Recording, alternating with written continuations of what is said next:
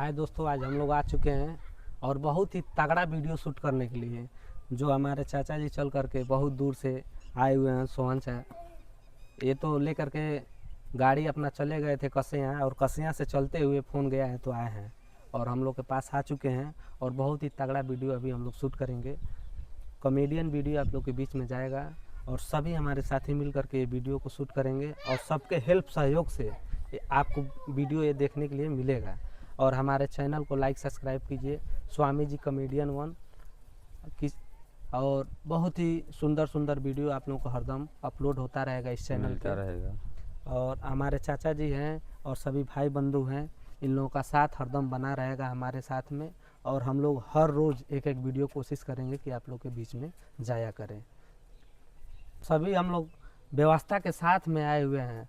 सोहन चाबी वहाँ से ले करके अपना सर सामान हम लोग जुटा लिए हैं, इकट्ठा कर लिए हैं और सभी लोग साथ में हैं।